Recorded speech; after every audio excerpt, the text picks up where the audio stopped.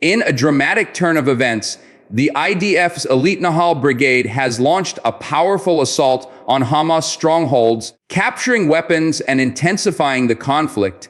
This operation is being called one of the most significant strikes in weeks. Stay tuned as we break down what happened, how it was executed, and what this means for the future of the war. Hello everyone, welcome back to the channel. Today's report focuses on a major military operation that has captured global attention. The IDF's Nahal Brigade striking Hamas strongholds and seizing weapons caches. This is not just another headline, it's a critical moment in the ongoing war between Israel and Hamas. The Nahal Brigade, known as one of the Israeli Defense Forces' most battle-hardened infantry units, has been deployed to key conflict zones in Gaza. Over the past 48 hours, their mission has been to root out Hamas fighters hiding in fortified positions and to dismantle combat infrastructure that has been fueling attacks on Israeli territory. According to official statements, the brigade carried out a series of coordinated strikes using precision artillery and close-quarter infantry maneuvers. As a result, several tunnels and command posts were destroyed, and a significant number of weapons, including rifles, grenades, and anti-tank missiles, were recovered. This operation signals Israel's determination to weaken Hamas' operational capabilities before any potential ceasefire negotiations. In this video, we will examine the timeline of the operation, explore what the seized weapons reveal about Hamas' strategy, and analyze the potential fallout in the region. Whether you follow Middle East politics or just want to understand the big picture, this deep dive will give you clear insights. Stick around until the end for a breakdown of what could come next in this escalating conflict. The Nahal Brigade's involvement is significant because of the unit's reputation and history. Formed originally as a pioneering force that combined military service with agricultural settlement, Nahal has evolved into one of the IDF's most versatile infantry brigades. They are well trained for urban warfare, counter-terror operations, and rapid assaults, making them a key choice for missions like this. In this latest operation, Nahal soldiers advanced into densely populated neighborhoods suspected of harboring Hamas command centers. Reports suggest they faced resistance in the form of small arms fire and improvised explosive devices, but thanks to intelligence gathered over the last several weeks, the troops were able to avoid major casualties. The IDF claims that the operation was supported by drones, providing real-time surveillance, allowing ground forces to move strategically and strike with precision. The use of combined arms, infantry, air support, and engineering units demonstrates Israel's focus on minimizing risks to soldiers while maximizing the impact on Hamas infrastructure. The captured weapons are not just tactical gains, but also intelligence assets. Every rifle serial number, every recovered RPG, every communications device can offer clues about supply routes and foreign support networks. This intelligence could shape the IDF's next phase of operations. Understanding Nahal's methodology is important because it reveals Israel's approach to modern warfare: precise, intelligence-driven, and highly coordinated. In the next section, we will look at the specific weapons seized and why they matter in the larger strategic context. Among the most critical elements of this operation were the weapons caches that were discovered and confiscated. According to IDF reports, soldiers found a variety of arms, from standard Kalashnikov rifles to advanced anti-tank guided missiles. This indicates that Hamas has been stockpiling not just small arms, but also heavier weaponry capable of threatening Israeli armor and even civilian areas. The presence of improvised rocket launchers and mortars suggests that these sites were being used as staging grounds for future attacks. One particularly significant find was a set of encrypted communication devices, which Israeli intelligence will likely analyze to uncover command networks. Military analysts argue that these discoveries not only weaken Hamas' short-term offensive capacity, but also provide insight into the group's logistics and suppliers. Some of the weapons appear to be of Iranian origin, reinforcing long-standing claims that Tehran plays a key role in arming Gaza factions. Others might have come through smuggling tunnels from Egypt or via maritime routes, which raises questions about border security. Each of these findings contributes to Israel's strategic picture of Hamas capabilities, allowing for more targeted strikes in the future. Seizing these weapons also has a psychological effect. It signals to Hamas that its assets are not safe anywhere. For civilians in southern Israel who have been under rocket fire, this operation may provide a measure of reassurance that steps are being taken to prevent future barrages. Strategically, this operation demonstrates how Israel is applying lessons learned from past conflicts. Instead of large-scale ground invasions that risk high casualties and international condemnation, the IDF seems to be favoring short, sharp operations that combine precision with surprise. The Nahal Brigade moved swiftly, struck key nodes, and withdrew after achieving objectives. This approach keeps the military footprint relatively small while still achieving tactical gains. It also allows the IDF to maintain pressure on Hamas without triggering full-scale escalation. From a military doctrine perspective, this is known as mowing the grass, a term used to describe periodic operations designed to degrade an adversary's capabilities without aiming for complete annihilation. Whether this strategy will work in the long term is up for debate, but for now, it keeps Hamas off balance. Internationally, such operations are easier to defend diplomatically since they can be framed as counter-terror actions rather than invasions. Still, critics argue that this cycle of strikes and responses risks perpetuating an endless loop of violence. For residents of Gaza, these operations can mean displacement, destruction of property, and a deepening humanitarian crisis. For Israelis, they mean temporary relief, but not necessarily a long-term solution. The balance between military necessity and political cost is delicate, and every operation like this one raises questions about where the conflict is heading next. The timing of this strike is also notable. It comes amid ongoing negotiations for a potential ceasefire mediated by Egypt and Qatar. Some analysts suggest that Israel's operation is meant to strengthen its bargaining position before entering talks by demonstrating its ability to strike deep into Hamas territory and dismantle infrastructure. Israel may be signaling that it will not agree to a ceasefire from a position of weakness. Hamas, on the other hand, may see this as a provocation that requires a response, possibly in the form of rocket attacks or ambushes. This raises the risk of a new escalation just as diplomats are trying to de-escalate. The political leadership in Israel, including Prime Minister Benjamin Netanyahu, has publicly supported the IDF's actions, describing them as essential for national security.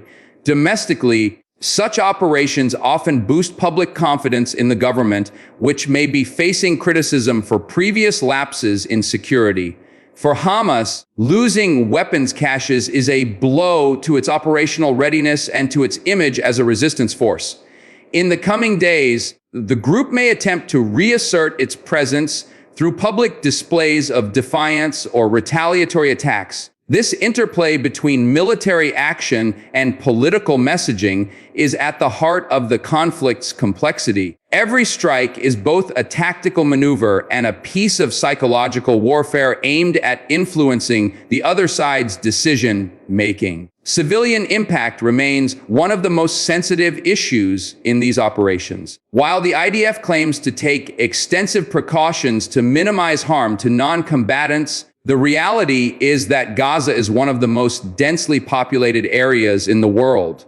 Any strike, no matter how precise, carries the risk of civilian casualties. This, in turn, fuels criticism from international organizations and human rights groups. The Nahal Brigade reportedly used loudspeaker warnings and leaflet drops to alert civilians before advancing, but the effectiveness of such measures is debated. In some cases, Hamas is accused of using civilian areas as shields, embedding command posts and weapons caches in residential buildings or near schools and hospitals. This complicates Israel's operations and makes it difficult to completely avoid collateral damage. Images and videos from the aftermath of strikes often circulate widely on social media, shaping global perceptions of the conflict. For Israel, maintaining international legitimacy is important, particularly with its Western allies. For Hamas, civilian suffering can be used to garner sympathy and rally support. This tug of war over public opinion is almost as critical as the military battle itself. Understanding the human cost is essential for getting a full picture of the conflict, which is why this section focuses on the experiences of ordinary people caught in the middle. One of the less discussed aspects of these operations is the psychological toll on the soldiers themselves. Members of the Nahal Brigade are often young conscripts or reservists who must face the stress of combat in urban environments.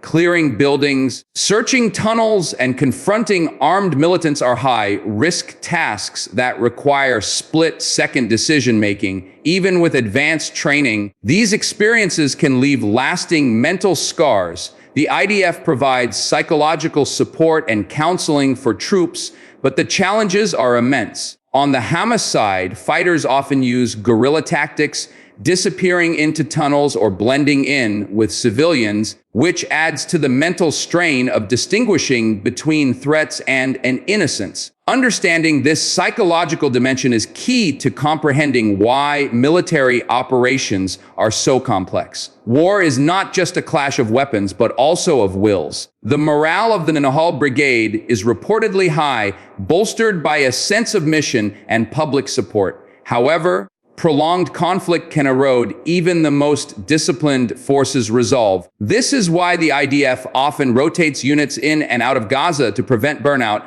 and maintain operational effectiveness. As we continue, we will explore the regional implications of this operation and how it could shift alliances or trigger new diplomatic moves in the Middle East.